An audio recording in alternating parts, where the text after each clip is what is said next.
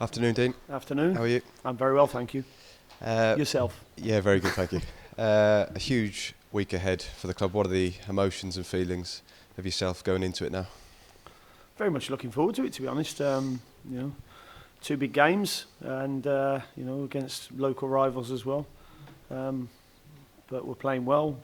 Got a full squad, fit and raring to go, who are playing well at the moment. So we're really looking forward to the challenge. Are these the kind of reasons you always want to coach at a top football club? I mean, I think when I first came in here, I said that, our remit is to try and get promoted. Unfortunately, we didn't manage to get anywhere near the first two. But we managed to get in the top six. So, we have to go down the playoff route. It's going to be a difficult game, both of them against West Bromwich Albion. I know there's several pundits out there saying that we'll be the favourites, but West Bromwich Albion have been above us all season.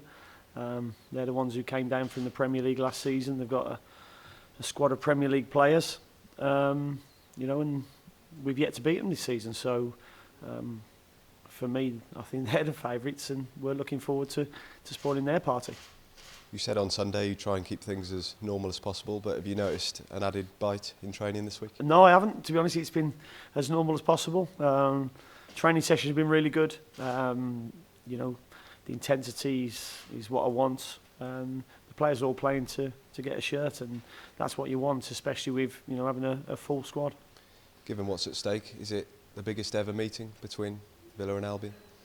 I'm not sure about that. I remember being there in 1981, was it, when there was 47,996 and Brendan Batson's back pass gets stopped in a pool of water and Peter With he slots one home. I think Albion may have been third or fourth at the time, and Villa went on to win the title, so perhaps that game was bigger. But with certainly the funds that are available now, with the prize of getting to the Premier League, it's certainly a big game for both clubs. We know it's a sellout. What's the demand for tickets been like personally for yourself? Lots of family jetting in?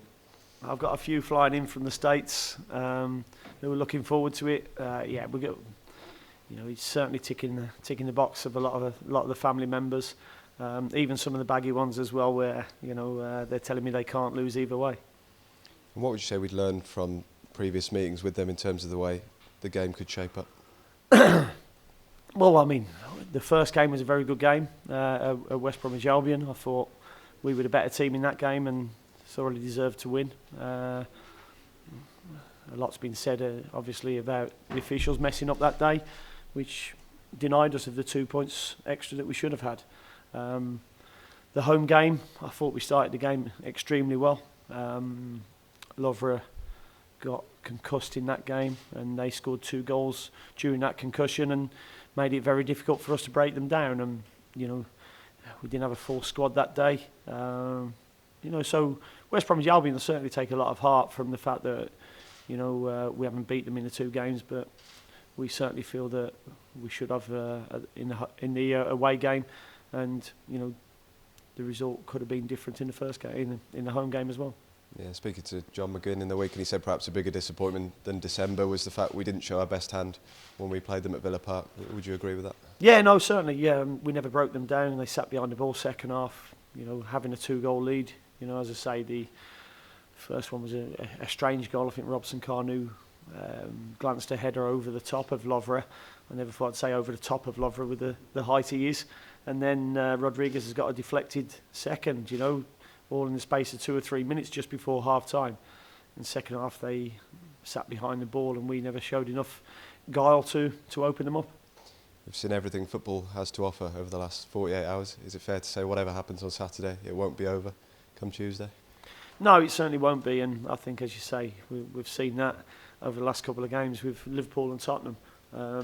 There's an awful lot to play for, whether it's 0-0, whether it's 3-0 or what. So we've got an awful lot of belief in the group of players that we've got. We're not a one-man team, as people can see. It's all about the team here. We've got 7 or 8 individuals who can go and change a game. But the run that we've been on has been totally because it's been a team performance. How have the players been who missed out at Wembley last year. This week, have they kind of stepped up and said any words to those? No, that to be honest, we've not talked about Wembley at all. We've got 2 big games to get over. You know, West Bromwich Albion, it's going to be a real tough game, both of them. So, you know, we're not even looking towards that at all. Just one game at a time, and you know, comes no harder than West Bromwich Albion at home. How's the fitness of the squad? Anybody unlikely to be available? Yeah, Ian Nyland's struggling to make it, but other than that, we're in good shape. And how hard a decision now for yourself in terms of all the ones you've made in your career to pick not just an 11 but an 18 for these games? Yeah, no, that's the tough part now, because you'll have to upset people. But as I say, I've been doing that for the last 400 or so games in my career, where you, as a head coach or manager, you have to upset some people who, and you know, I'd much rather than be upset than be happy that they're not playing. So, you know, I'll sit down with the coaching staff. I've got a team in my head. I'll sit down with the coaching staff and decide on the 18th for Saturday. Cheers, Dean. Thank you. Cheers. Thanks very much.